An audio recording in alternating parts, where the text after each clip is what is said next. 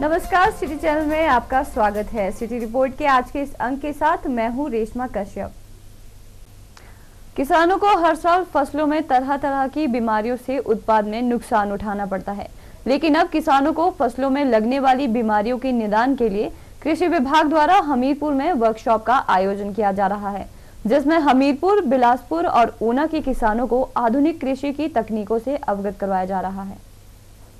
फसलों में लगने वाली बीमारियों के निदान के लिए कृषि विभाग द्वारा हमीरपुर में किसानों के लिए एक कार्यशाला का आयोजन किया जा रहा है। हमीरपुर के सर्वहित सुधार भवन में आयोजित इस कार्यशाला में मोबाइल सर्विस में इंटरनेट सुविधा के माध्यम से हर जिला के प्रोग्रेसिव किसानों को जोड़ा जाएगा, जो कि खेतों में फसलों को होने वाली बीमारियों का मौके पर ही फोटो खींचकर कृषि वैज्ञानिकों को भेजेगा और कुछ ही क्षणों के बाद बीमारी का हल किसान के सामने होगा। जिला कृषि उपनिदेशक अलबेल सिंह ने बताया कि कार्यशाला में प्रोग्रेसिव किसान, जिला अधिकारी एवं ब्लॉक अधिकारियों को प्रशिक्षण दिया जा रहा है, जिसमें जिला ऊना, बिलासपुर और हमीरपुर के प्रतिनिधि हिस्सा ले रहे हैं। पहले हमारे जब खेतों में जाते थे लोगों को प्रॉब्लम आती है, कोई बीमारी आती है, तो उसको यदि हम आइडेंटिफाई नहीं कर पाते थे तो आके नेट से देख के या यूनिवर्सिटी से पता करके सब उसका ट्रीटमेंट। अब हमारी एक मोबाइल सर्विस नेट के साथ जुड़ेगी, जो कि सभी सीनियर्स ऑफिसर्स के पास ब्लॉक लेवल, डिस्ट्रिक्ट हेडक्वार्टर पे, फील्ड पर के पास मोबाइल होगा, उसमें सारी चीज़ें फीड कर दी जाएंगी। हर क्रॉप के बारे में उसमें डिटेल होगी, उसकी बीमारी में, उसके बुझाई के बारे में, हर चीज़ के बारे में, और उसके समाधान भी साथ साथ होगा कि पर्टिकुलर को बीमारी है, उसमें क्या दवाई का छिड़काव करना है, किस टाइम क्या चीज़ है। गौरतलब है कि फसलों को बीमारी लगने पर उनका हल ढूंढने के लिए वैज्ञानिकों द्वारा विश्वविद्यालयों में पहले शोध किया जाता है, जिसके बाद में बीमारी का पता चलता है और इसके लिए काफी समय लग जाता है। लेकिन नई तकनीक के आने से किसानों की समस्याओं का कुछ ही समय बाद हल संभव हो पाएगा, जिससे किसानों की फसलों का उत्पादन और अधिक बढ़ेगा। सिटी चैनल के लिए हमीरपुर से अरविंदर सिंह की रिपोर्ट। कुल्लू के कला केंद्र में लोगों को जागरूक करने के लिए कुल्लू पुलिस द्वारा रोड सेफ्टी पर एक कार्यक्रम का आयोजन किया गया। इसमें सड़क में हो रही दुर्घटनाओं के बारे में लोगों को अवगत करवाया गया और इसके बारे में महत्वपूर्ण जानकारी दी गई। कार्यक्रम में स्कूल और कॉलेज के बच्चों ने भी भाग लिया और रोड सेफ्टी पर एक रैली भी निकाली। कुल्लू के कला केंद्र में कुल्लू पुलिस द्वारा रोड सेफ्टी जागरूकता अभियान पर एक कार्यक्रम का आयोजन किया गया, जिसमें स्कूल और कॉलेज के बच्चों के साथ आम लोगों ने भी बढ़ चढ़कर भाग लिया। कार्यक्रम की अध्यक्षता कुल्लू के एसपी सुरेंद्र वर्मा ने की। इस मौके पर एसडीएम सुरेश जसवाल, एएसपी निहाल चंद और डीएसपी संजय शर्मा भी कार्यक्रम में मौजूद रहे। कुल्लू के एसपी सुरेंद्र वर्मा ने कार्यक्रम के बारे में जानकारी देते हुए कहा कि इस कार्यक्रम का उद्देश्य सड़क दुर्घटनाओं को रोकना है। सुरेंद्र वर्मा ने बताया कि इस तरह के जागरूकता अभियान आगे भी जारी रहेंगे।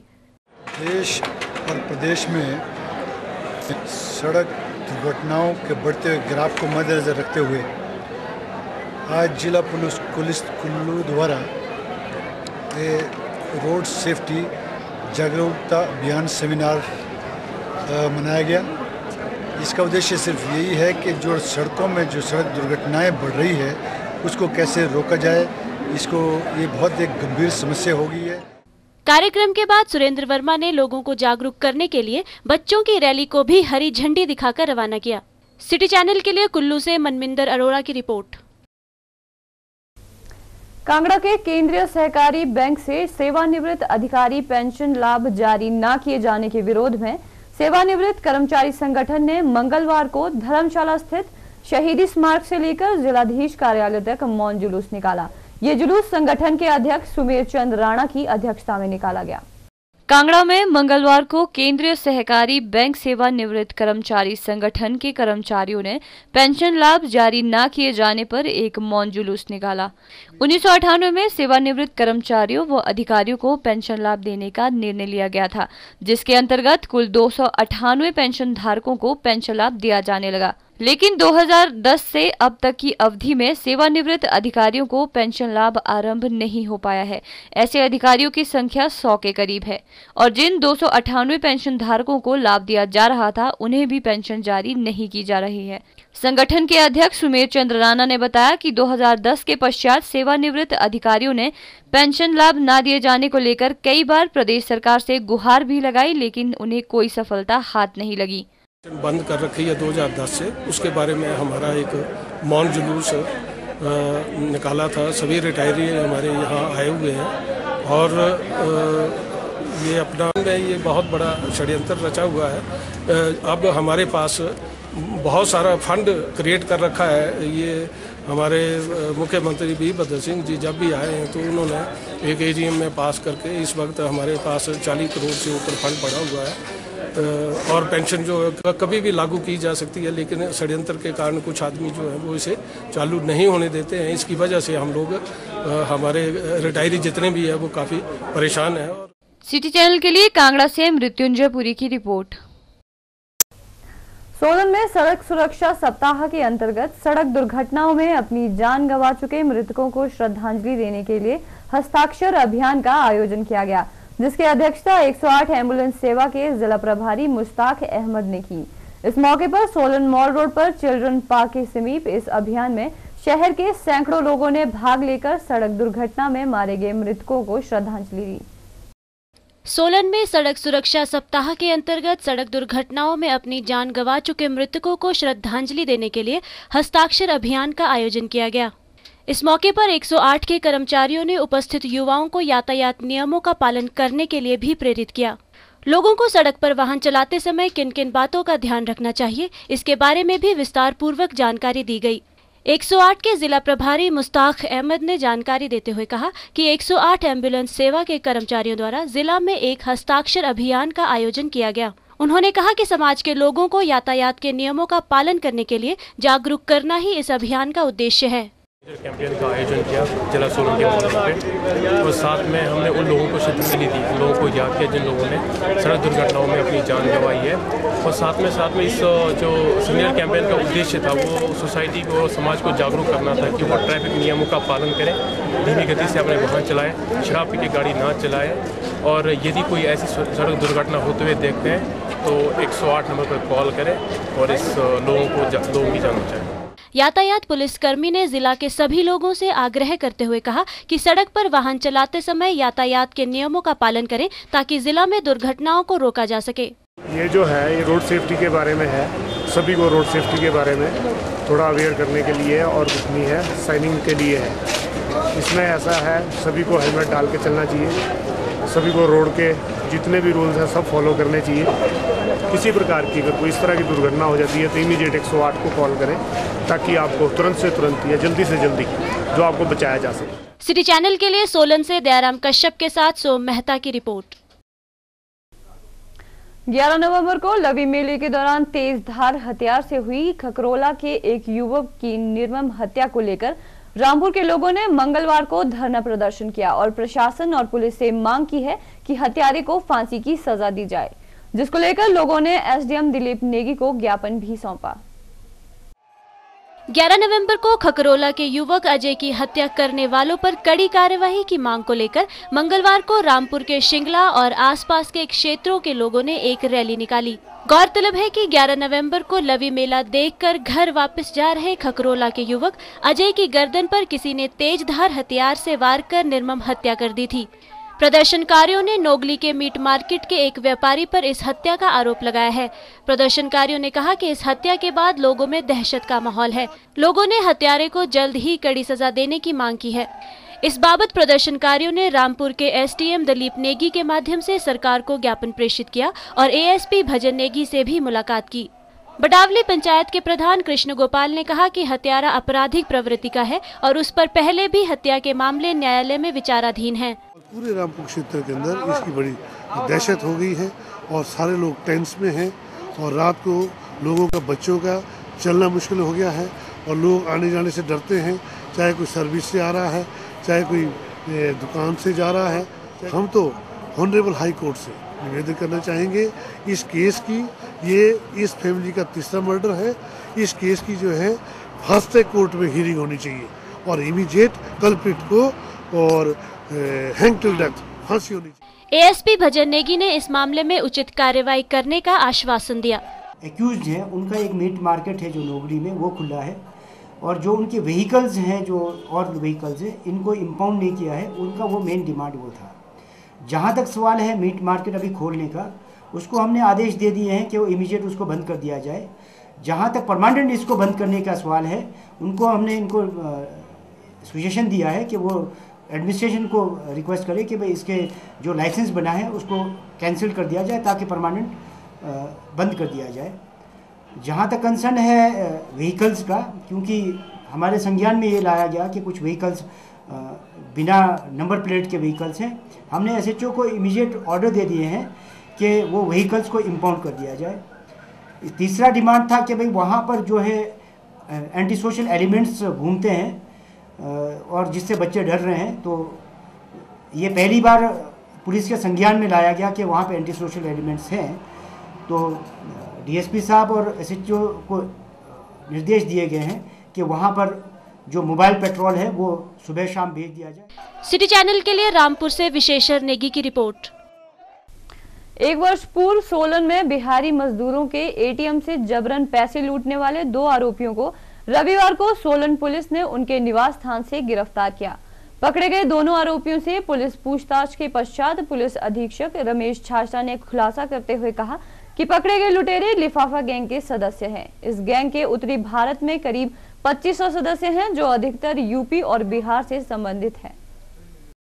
रविवार को सोलन पुलिस को लिफाफा गैंग के 2 सदस्यों को पकड़ने में सफलता हाथ लगी है। इनमें से एक करनाल और दूसरा दिल्ली का निवासी है। गौरतलब है कि इस गिरोह ने 1 वर्ष पूर्व सोलन से 4 किलोमीटर दूर पंच परमेश्वर मंदिर के समीप बिहारी मजदूरों के एटीएम से जबरन पैसे लूटने की घटना को अंजाम दिया था। सोलन पुलिस द्वारा इस गिरोह के 2 सदस्यों को इनके निवास स्थान से गिरफ्तार कर लिया गया है। पकड़े गए 2 लुटेरों से पुलिस पूछताछ में हुए खुलासे को मीडिया के समक्ष रखते हुए पुलिस अधीक्षक रमेश छाजटा ने कहा कि पकड़े गए लुटेरे लिफाफा गैंग के सदस्य हैं। इस गैंग के उत्तरी भारत में करीब 2500 सदस्य हैं जो अधिकतर यूपी और बिहार से संबंधित हैं। अपील करना चाहूंगा आपके चैनल के माध्यम से सभी जितने भी लेबर क्लास है उनको भी, और जिनके घरों में ये लेबर वाले रहते हैं जो ये खबर देखेंगे, मैं ये चाहूंगा कि उनको बता दिया जाए कि ये इस तरह का बहुत बड़ा गिरोह सक्रिय है। और कभी भी जो ऐसे लोग जो लिफ्ट के बहाने आपको रेलवे स्टेशन, कालका, चंडीगढ़ या दिल्ली ले जाने की बात करते हैं, कभी भी इनके साथ नहीं जाए, क्योंकि एक बहुत बड़ी गैंग है और बहुत ही नोटोरियस गैंग है। तथ्य है वो बहुत ही चौंकाने वाले। वास्तव में ये एक बहुत ही स्मार्ट ग्रुप है। इनको लिफाफा ग्रुप इसलिए कहा जाता है। ये क्या करते हैं, ये 4-5 लोगों का ग्रुप है और इनका जो टारगेट ग्रुप है वो बिहारी लेबर है। और इन्हें ये मालूम रहता है कि बिहार और उत्तर प्रदेश लोग जो है किन किन त्योहारों इत्यादि के दौरान वापस जाते हैं, लोगों को अपने साथ किसी गाड़ी में लिफ्ट के बहाने बिठा देते हैं। सिटी चैनल के लिए सोलन से दयाराम कश्यप के साथ सोम मेहता की रिपोर्ट। नूरपुर विधानसभा क्षेत्र के विधायक अजय महाजन ने अपने विधानसभा क्षेत्र में इन दिनों उद्घाटनों और शिलान्यासों की झड़ी लगा दी है। अजय महाजन द्वारा नूरपुर विधानसभा के गांव में रोजाना ही लाखों रुपए के उद्घाटन व शिलान्यास किए जा रहे हैं। इसी कड़ी में सोमवार को भी विधायक ने कई शिलान्यास और उद्घाटन किए। नूरपुर विधानसभा के सुलियाली के गांव वाड्री में नूरपुर विधायक अजय महाजन ने राजकीय माध्यमिक पाठशाला के 13.5 लाख की लागत से बनने वाले 5 कमरों का उद्घाटन किया। उन्होंने नूरपुर के गांव सिम्बली में 53.5 लाख की लागत से बनने वाले सिम्बली से हटली सड़क मार्ग का भी भूमि पूजन किया। विधायक अजय महाजन ने सुलियाली में 10 लाख की लागत से बनने वाले वेटनरी स्वास्थ्य केंद्र का शिलान्यास किया और साथ ही पिछले 5 वर्षों से लटकी सिंचाई योजना का भी नींव पत्थर रखा। इस मौके पर नूरपुर के विधायक अजय महाजन ने बताया कि नूरपुर का विकास ही उनका उद्देश्य है। उन्होंने कहा कि नूरपुर की जनता को हर वो सुविधा मिले जिसकी उन्हें आवश्यकता है। सबसे पहले बारडी गांव जो है सुलियाली का एक गांव है, उसमें मिडिल स्कूल में 5 कमरों का उद्घाटन किया, जिसमें 2 कमरे थे प्राइमरी के लिए और 3 कमरे थे मिडिल के लिए। 13.5 लाख की लागत से तैयार हुए हैं। और अब ये जो सड़क तकरीबन 35.5 लाख की सड़क है, ये उस इलाके को जोड़ेगी जहाँ पे लोगों को जाने के लिए बिल्कुल सुविधा नहीं थी और पैदल भी पहुँचना मुश्किल था। और ये हमारी जो है ये यहाँ से लेके बंड, हटली, सिमली से लेके ये जाएगी अपना हटली, बंड और साथ में रिले को भी उसको जोड़ेंगे इसके साथ। इससे बहुत ही सालों की जो लोगों की डिमांड थी पूरी की। धन्यवाद करना चाहता हूँ मुख्यमंत्री जी, उनके ये अनाउंसमेंट थी जब नूरपुर आए थे, जो आज पूरी होने जा रही है। सिटी चैनल के लिए नूरपुर से सचिन के साथ अजय गुलेरी की रिपोर्ट। सत्य साईं बाबा का 89वां जन्म दिवस 23 नवंबर को बड़े हर्षोल्लास से मनाया जाएगा। इस उपलक्ष्य पर मंगलवार को सोलन के साईं संजीवनी अस्पताल परिसर में स्थापित साईं मंदिर से बाबा की पालकी और शोभा यात्रा का आयोजन किया गया। इस शोभा यात्रा में साईं भक्तों ने बढ़ चढ़कर भाग लिया। सोलन में साईं संजीवनी अस्पताल से सत्य साईं के 89वें जन्म दिवस पर मंगलवार को एक शोभा यात्रा निकाली गई। ये शोभा यात्रा मंदिर परिसर से आरंभ होकर माल रोड से होते हुए नरसिंह मंदिर परिसर में संपन्न हुई। यात्रा में विभिन्न प्रकार की झांकियां भी प्रस्तुत की गई। साईं समिति के सदस्यों सहित सैकड़ों साईं भक्तों ने यात्रा में बढ़ चढ़कर भाग लिया और बाबा का गुणगान किया। साईं संजीवनी अस्पताल के निदेशक व समिति के सदस्य डॉक्टर संजय अग्रवाल ने बताया कि सत्य साईं बाबा का जन्मदिन पूरे विश्व में मनाया जाता है। इसी उपलक्ष्य में हर वर्ष की भांति इस वर्ष भी शहर में सत्य साईं बाबा की पालकी और शोभा यात्रा का आयोजन किया गया। पूरे वर्ल्ड ओवर जो है आज हम एक शोभा यात्रा का आयोजन कर रहे हैं। अपने सोलन शहर में भी बहुत ही हर्षोल्लास के साथ सभी लोग मिलकर हजारों भक्तों के साथ हम आज भगवान की शोभा यात्रा निकाल रहे हैं। भगवान का जन्मदिन आने वाला है, 90th बर्थडे। अब 89th बर्थडे पर हम बहुत कोशिश कर रहे हैं कि बहुत ही हर्षोल्लास आज इस पर मनाया जाए और ताकि पूरा सोलन शहर जो है आज साईंमय हो जाए और सभी को भगवान श्री सत्य साईं बाबा का आशीर्वाद मिले। सत्य साईं सेवा के संयोजक प्रतीक गोयल ने जानकारी देते हुए कहा कि 23 नवंबर को सत्य साईं के 89वें जन्मदिन पर साईं मंदिर में भजन संध्या का आयोजन किया जा रहा है। से शुरुआत होकर के भगवान बाबा के जन्मदिन के 89th बर्थडे के सेलिब्रेशंस के उपलक्ष्य में जो है हम 23 नवंबर को जिस दिन भगवान बाबा का जन्मदिन होता है साईं संजीवनी में एक भजन संध्या रखी गई है। साढ़े 4 बजे से लेकर के और 6 बजे तक साईं संजीवनी में साईं संध्या का आयोजन किया जा रहा है। सिटी चैनल के लिए सोलन से दयाराम कश्यप के साथ सोम मेहता की रिपोर्ट। राजधानी शिमला सहित पूरे प्रदेश में जंगली जानवरों को मारने पर लगे प्रतिबंध के बाद शहरों में जहां आम लोगों का जीना मुश्किल है, वहीं ग्रामीण क्षेत्रों में लोग खेती छोड़ने तक मजबूर हो गए हैं। इसी संदर्भ में शिमला के कालीबाड़ी हॉल में नागरिक सभा द्वारा बंदरों और आवारा कुत्तों की समस्या के समाधान के लिए 1 दिवसीय अधिवेशन आयोजित किया गया। प्रदेश सरकार चाहे तो जनता को बंदरों के आतंक से निजात मिल सकता है। इसके लिए राजनीतिक दलों और प्रदेश की सरकार को मिलकर प्रयास करने की जरूरत है। सरकार मामले की गंभीरता को देख केंद्र सरकार से इसका समाधान करवा सकती है। ये शब्द शिमला के कालीबाड़ी हॉल में शिमला नागरिक सभा द्वारा बंदरों और आवारा कुत्तों की समस्या के समाधान के लिए आयोजित 1 दिवसीय अधिवेशन में वक्ताओं ने कही। कार्यक्रम के संयोजक जियानंद शर्मा ने कहा कि कुछ समय पहले ही बंदरों के हमले से 38 वर्षीय महिला की मौत हो गई थी। वहीं शहर में आए दिन आवारा कुत्तों की बढ़ती संख्या व उनके काटने की घटना दिन प्रतिदिन बढ़ती जा रही है। उन्होंने कहा कि दिन के वक्त बंदरों का आतंक रहता है तो सुबह शाम कुत्तों के डर से चलना मुश्किल हो गया है। नागरिक सभा इस मुद्दे को हर वार्डों तक ले जाएगी और इस पर जनमत तैयार करके सरकार पर दबाव डालेगी। इसके अलावा शीतकालीन सत्र से पहले हर विधायक से मिलकर इस मुद्दे को विधानसभा में उठाने और संयुक्त प्रस्ताव पारित करके केंद्र को भेजने के लिए कहा जाएगा। समस्या के समाधान के लिए 23 दिसंबर को किसान दिवस के मौके पर बड़ी रैली आयोजित की जाएगी। ये जो शहर के अंदर कुत्ते और बंदर है, इनकी जो बहुत बड़ी समस्या हो गई है, इसको लेकर के एक अधिवेशन किया जा रहा है जिसमें आम शहरी को भी आमंत्रित किया गया है और विभिन्न संस्थाएं जो यहाँ पर लोगों की है उनको भी आमंत्रित किया गया है। आपको पता है पिछले दिनों एक बहुत दुखद घटना हुई है, बंदर के हमले से एक महिला की यहाँ मृत्यु भी हुई है। लेकिन ये समस्या लंबे समय से चल रही है और यहाँ पे काफ़ी गंभीर समस्या है। ख़ास तौर पर बच्चे और महिलाएं घरों से बाहर नहीं निकल पाते। शाम के समय कुत्ते हमला करते हैं तो दिन में और आते जाते बंदर हमला करते हैं। तो ये काफ़ी गंभीर समस्या है और इसमें शिमला नागरिक सभा पहले भी इनिशिएटिव ले चुकी है और अभी दोबारा से इस मुद्दे को हमने उठाया है। सिटी चैनल के लिए शिमला से अनीश चौहान की रिपोर्ट। हिमाचल विधानसभा ई गवर्नेंस लागू करने वाली देश की पहली विधानसभा बन गई है। केंद्रीय सूचना प्रौद्योगिकी मंत्री रविशंकर प्रसाद ने इससे संबंधित एक पत्र विधानसभा अध्यक्ष BBL बुटेल को भेजा, जिसमें उन्होंने प्रदेश विधानसभा की सराहना की है। ये जानकारी विधानसभा अध्यक्ष BBL बुटेल ने शिमला में आयोजित एक पत्रकार वार्ता के दौरान दी। मंगलवार को शिमला में पत्रकार वार्ता के दौरान विधानसभा अध्यक्ष बृज बिहारी लाल बुटेल ने कहा कि शिमला व धर्मशाला विधानसभा ई विधान 17 करोड़ रुपए की लागत से होगा। इसमें 15 करोड़ रुपए से शिमला विधानसभा का काम पूरा हो चुका है और धर्मशाला विधानसभा पर 2 करोड़ रुपए खर्च होंगे तथा इसका काम 1 माह के अंदर पूरा हो जाएगा। उन्होंने कहा कि इससे प्रदेश सरकार के सालाना 5 करोड़ रुपए की बचत होगी। उन्होंने कहा कि केंद्रीय मंत्री ने पत्र में कहा है कि अगली IT मंत्रियों व सचिवों की कॉन्फ्रेंस में हिमाचल विधानसभा ई-विधान सिस्टम को बताया जाएगा ताकि अन्य राज्य भी इसे लागू कर सकें। केंद्रीय मंत्री ने कहा कि केंद्र सरकार का उद्देश्य सभी सरकारी कार्यालयों को पेपरलेस करना है ताकि पेड़ बच सकें, जिससे हमारे पर्यावरण की रक्षा होगी। उन्होंने विधानसभा अध्यक्ष को अतिरिक्त फंड को लेकर अलग से विस्तृत प्रपोजल भेजने को कहा है। विधानसभा अध्यक्ष ने कहा कि शिमला में बहुत जल्द विधानसभा अध्यक्षों की नेशनल कॉन्फ्रेंस आयोजित की जाएगी। Personals are contacting us for this type of e-विधान in their assemblies also. तो उसके लिए अब मैंने कहा था कि उनको रिक्वेस्ट की थी मैंने कि शिमला में एक स्पीकर्स की कॉन्फ्रेंस कराइए ताकि हम अपने प्रेजेंटेशन शो कर सकें।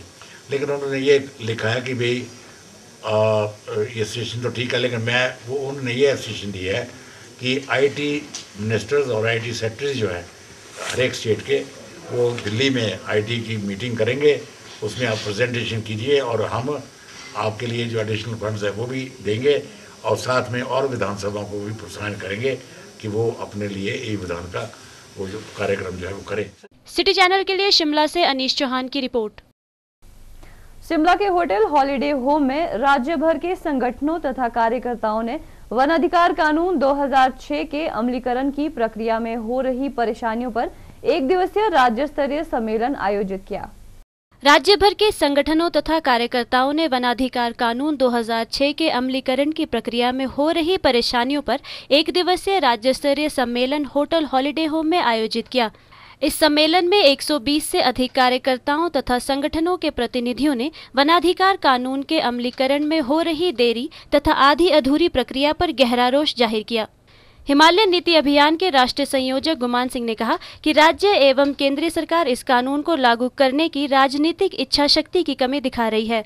उन्होंने कहा कि इस कानून को लागू करने के लिए अगर सरकार का निर्णय नकारात्मक हुआ तो वे आंदोलन करेंगे। वन अधिकार कानून के अमलीकरण के लिए जो बाधाएं आ रही हैं उस संदर्भ में चर्चाएं कर रहे हैं। लोगों ने यहाँ सवाल उठाए कि सरकार नियतन वन अधिकार कानून को लागू करने में जो है कोताही बरत रही है और हिमाचल प्रदेश में अभी जो पिछले आदिवासी क्षेत्रों में इन्होंने जो 2008 में वन अधिकार कानून को लागू करने की प्रक्रिया शुरू की थी, उसमें मात्र 2 बीघा के करीब ज़मीन जो है 350 लोगों को इन्होंने दी है, जो कि बिल्कुल बेईमानी है और कोई भी सामूहिक दावे जो है उनको स्वीकृत नहीं किया है। अभी जो आजकल हिमाचल प्रदेश में हो रहा है उसमें भी कहीं भी सरकारी अधिकारी जो है सहयोग जो है वन अधिकार समितियों का नहीं कर रहे हैं। सिटी चैनल के लिए शिमला से अनीश चौहान की रिपोर्ट। राज्य चुनाव आयोग ने घोषणा की है कि हिमाचल में पंचायती राज के उपचुनाव 30 नवंबर से होंगे। हिमाचल में 3243 पंचायतें हैं। हिमाचल उन चुनिंदा राज्यों में से एक है जहां पंचायती राज चुनावों में महिलाओं के लिए 50% आरक्षण तय है। ये आरक्षण भाजपा सरकार के समय में तय किया गया था। उपचुनाव राज्य के सभी 12 जिलों में 5 दिसंबर तक संपन्न हो जाएंगे। नोटा का उपयोग इन पंचायती राज चुनावों में मतदाता पहली बार कर पाएंगे। प्रदेश में इस समय 251 वार्ड में पंचायतों की इलेक्शन हो रहा है। इसके अलावा म्यूनिसिपल काउंसिल सरकाघाट में भी एक ही वार्ड में ये इलेक्शन चला हुआ है। इलेक्शन के लिए सारी तैयारियां हो चुकी है।